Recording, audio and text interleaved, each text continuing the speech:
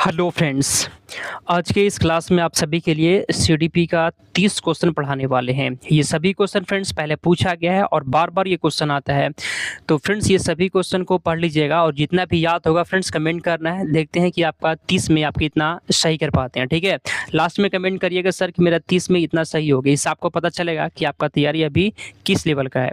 तो चलिए क्लास को स्टार्ट करते हैं। पहला क्वेश्चन आज का है कि विकास के किस क्षेत्र का संबंध जैविक परिवर्तनों जैसे कि हार्मोनल बदलाव और शारीरिक बनावट से है। कमेंट करिए तो विकास के किस क्षेत्र का संबंध बताइए फ्रेंड्स। इसमें क्या होगा? पहला संज्ञानात्मक क्षेत्र, गामक क्षेत्र, भावनात्मक क्षेत्र या फिर शारीरिक व भौतिक क्षेत्र। कमेंट करिए पहला का सही जवाब। विकास के किस क्षेत्र का संबंध जैविक परिवर्तन जैसे हार्मोनल बदलाव और शारीरिक बनावट से है। आंसर आपके यहाँ पे डी हो जाएगा, शारीरिक व भौतिक क्षेत्र। ऑप्शन नंबर डी आपका सही जवाब है। आगे चलते हैं 2 नंबर क्वेश्चन। बच्चों का विकास सिर से पैर की ओर दिशा में आगे बढ़ता है, यह कौन सा सिद्धांत कहलाता है? बच्चों का जो विकास है सिर से पैर की ओर एक दिशा में आगे बढ़ता है, सिर से पैर की ओर, यह कौन सा सिद्धांत कहलाता है? दूसरा का बताइए आप लोग। तो फ्रेंड्स यहाँ पे हो जाएगा, इसे क्या कहते हैं? इसे कहते हैं सिफेलाकॉडल सिद्धांत। ऑप्शन नंबर यहाँ पे ए हो जाएगा। बहुत बार ये क्वेश्चन पूछा गया है।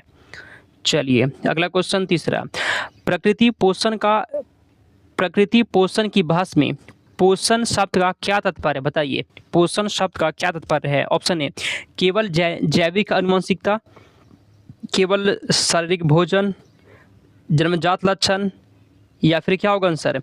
पर्यावरण और सामाजिक वातावरण का प्रभाव। फ्रेंड्स आंसर आपके यहाँ पे बी हो जाएगा। ठीक है, आगे चलते हैं 4 नंबर क्वेश्चन। लेव वाइगोस्की के अनुसार बच्चों में आत्मनियमन मतलब सेल्फ रेगुलेशन और जटिल क्षमताओं के विकास का आधार क्या होता है? लेव वाइगोस्की के अनुसार बच्चों में आत्मनियमन और जटिल क्षमताओं के विकास का आधार क्या होता है? बताइए। ठीक है फ्रेंड्स, कमेंट करिए तो। चौथा का सही जवाब परिपक्वता, पुरस्कार और दंड नहीं। ठीक है फ्रेंड्स, आंसर यहाँ पे हो जाएगा कल्पनाशील खेल। ऑप्शन नंबर यहाँ पे आपका सी बिल्कुल सही जवाब है। ठीक है, ऑप्शन नंबर यहाँ आपका सी हो जाएगा। इसको आपको याद रखना है, कल्पनाशील खेल, ऑप्शन नंबर सी। अगला क्वेश्चन। लॉरेंस कोहलबर्ग ने निम्नलिखित में से किस विकास के सिद्धांत को प्रतिपादित किया है? बताइए लॉरेंस कोहलबर्ग ने निम्नलिखित में से किस सिद्धांत को प्रतिपादित किया है? 15 का फ्रेंड्स कमेंट करिए आप लोग।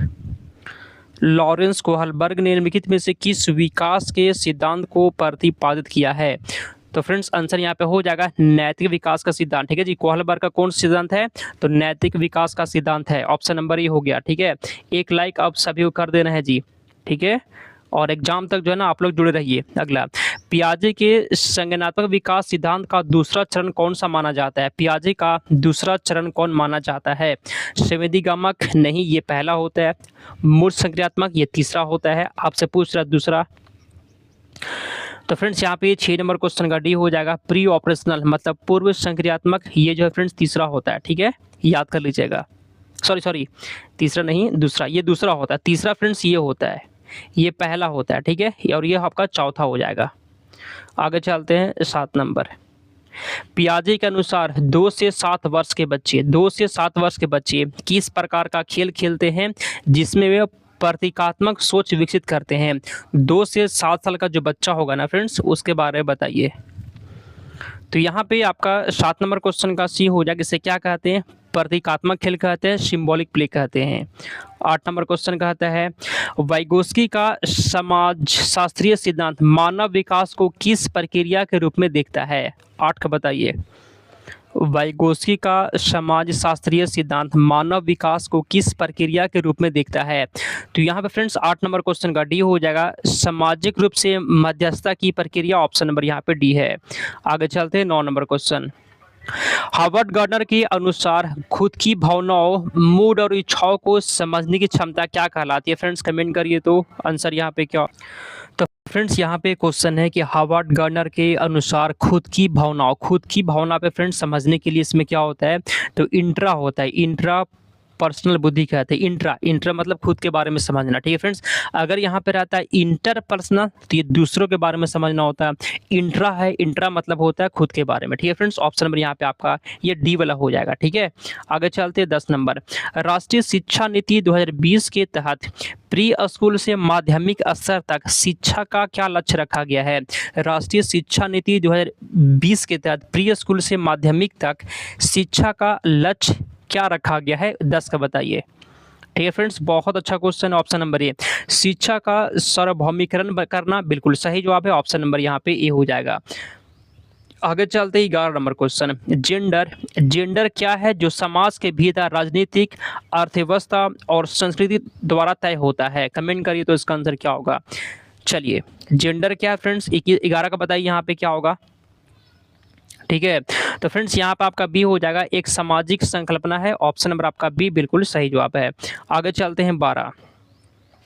प्रगतिशील शिक्षा कार्यक्रमों में कौन सा गुण मुख्य रूप से समान होता है? प्रगतिशील शिक्षा कार्यक्रम में कौन सा गुण मुख्य रूप से समान होता है? फ्रेंड्स 12 का कमेंट करिए आप लोग। प्रगतिशील शिक्षा की बात और फ्रेंड्स यहाँ पे 12 नंबर क्वेश्चन का बी हो जाएगा, करके सीखने पर जोर और समस्या समाधान। जो लोग भी यहाँ पे बी लगा दिए बिल्कुल सही जवाब है। आगे चलते हैं 13 नंबर क्वेश्चन। अगला, बाल केंद्रित शिक्षा किस मुख्य चिंतन पर आधारित है? बाल केंद्रित शिक्षा जो होता है किस मुख्य चिंतन पर आधारित है? 13 नंबर क्वेश्चन को बताइए आप लोग, सही जवाब क्या होगा? बाल केंद्रित शिक्षा किस चिंतन पर आधारित है? फ्रेंड्स ऑप्शन नंबर ए हो जाएगा, बच्चों को अपनी गति से सीखने हेतु प्रोत्साहित करना। जो लोग भी ए लगा दिए बिल्कुल आपका सही जवाब हो जाएगा। आगे चलते हैं अगला क्वेश्चन। समावेशी शिक्षा का वास्तविक अर्थ निम्नलिखित में से क्या होता है? समावेशी शिक्षा का अर्थ क्या हुआ बताइए। समावेशी शिक्षा का अर्थ क्या होता है? सी में लिखा गया केवल अमीर बच्चों को प्रवेश देना, गलत हो जाएगा फ्रेंड्स। चलिए, ऑप्शन ए, समान और दिव्यांग छात्रों को एक ही कक्षा में साथ साथ सीखने के अवसर देना, इसी का मतलब होता है समावेशी शिक्षा, ठीक है। सभी बच्चों को समान अवसर देना। चलिए अगला क्वेश्चन। सामाजिक आर्थिक रूप से पिछड़े वर्ग से आने वाले बच्चे जो किसी कमी के कारण स्कूल का लाभ उठा नहीं पाते, उन्हें क्या कहा जाता है? 15 का बताइए। सामाजिक आर्थिक रूप से पिछड़े वर्ग से आने वाले बच्चे जो किसी कमी के कारण स्कूल का लाभ नहीं उठा पाते, उन्हें क्या कहा जाता है? उसे कहते हैं वंचित बच्चे। फ्रेंड्स आंसर यहाँ पे आपका बी हो जाएगा, ठीक है। ये टोटल फ्रेंड्स 30 क्वेश्चन है, आपको बताना है कि 30 में आप कितना सही कर पाते हैं। एक लाइक कर दीजिएगा फ्रेंड्स, बहुत मेहनत लगता है क्लास करवाने में, ठीक है। चलिए 16 नंबर क्वेश्चन। ADHD वाले बच्चों के लिए स्कूल में कैसी व्यवस्था सर्वोत्तम मानी जाती है? ADHD वाले बच्चों के लिए स्कूल में कैसी व्यवस्था होनी चाहिए? बताइए आंसर क्या होगा। चलिए 16 का आंसर यहाँ पे कोई दे सकता है क्या? ऑप्शन ए, समय और स्थान संबंधी लचीली व्यवस्था और सक्रिय गतिविधियां, बिल्कुल सही जवाब फ्रेंड्स। ऑप्शन नंबर यहाँ पे ये हो जाएगा। कठोर समय सारणी नहीं देंगे, पूरे दिन एक ही जगह बैठा कर रखेंगे, ऐसा भी नहीं करना है। निष्क्रिय शिक्षा देंगे, ऐसा भी नहीं करना है। ऑप्शन नंबर ए वाला हो जाएगा। 17, किसी समस्या या स्थिति को नए और अप्रत्याशित तरीके से देखने और नए समाधान खोजने की क्षमता क्या कहलाती है? किसी समस्या या स्थिति को नए और अप्रत्याशित तरीके से देखने और नए समाधान खोजने की क्षमता क्या कहलाती है? फ्रेंड्स इसे कहते हैं क्रिएटिविटी, कहते हैं सृजनात्मक बुद्धिमत्ता कहते हैं, ठीक है। ऑप्शन नंबर आपका भी बिल्कुल आपका सही जवाब हो गया। 18 नंबर। डिसलेक्सिया को प्राथमिक लक्षणों के अंतर्गत निम्नलिखित में से कौन सी कठिनाई होती है? अगर किसी को डिसलेक्सिया होता है तो उसे क्या करने में कठिनाई होगी? बहुत तेज दौड़ने में कठिनाई, ऐसा नहीं है। चित्र बनाने में नहीं, सुनने में फ्रेंड्स ये भी नहीं। देखिए पढ़ने में कठिनाई होगी, धीमा परवाह और खराब वर्तन। आंसर आपके यहाँ पे सी हो जाएगा। देखिए जब किसी को डिसलेक्सिया होता है फ्रेंड तो उसको पढ़ने में दिक्कत होगा, डिसलेक्सिया में पढ़ने में दिक्कत होता है, ठीक है। ठीक है, 30 में आप कितना सही करते हैं कमेंट करिएगा। अगला, बच्चों को वैज्ञानिक अन्वेषक मानने का क्या अर्थ हुआ है? बताइए। बच्चों को फ्रेंड्स वैज्ञानिक अन्वेषण मानने का क्या अर्थ हुआ? 19 का बताइए। तो फ्रेंड्स यहाँ पे 19 नंबर क्वेश्चन का भी है जी, वे पर्यावरण के सक्रिय खोजकर्ता होते हैं और अर्थ का निर्माण करते हैं। जो लोग भी यहाँ पे सी लगा दिए बिल्कुल सही जवाब हो गया आपका। 20 नंबर। शिक्षण अधिगम प्रक्रिया में बच्चों द्वारा की जाने वाली त्रुटियां को कैसे देखा जाना चाहिए। देखिए फ्रेंड्स, शिक्षण अधिगम प्रक्रिया में बच्चे जो गलतियां करते हैं उसको कैसे देखा जाना चाहिए, 20 का बताइए आंसर। बच्चे जो गलतियां करते हैं फ्रेंड्स, ऑप्शन ए, बच्चों की अंतर्दृष्टि और चिंतन को समझने के लिए आवश्यक कदम के रूप में देखना चाहिए। बिल्कुल सही जवाब हो जाएगा, जो लोग भी ए लगा दिए हैं। ठीक है, आगे चलते हैं 21 नंबर। चलिए अगला क्वेश्चन, सीखने के लिए अनुकूल या 4 स्कूली स्थितियों में निम्नलिखित में से कौन सा कारक शामिल है। 21 का बताइए तो कौन सा कारक शामिल है।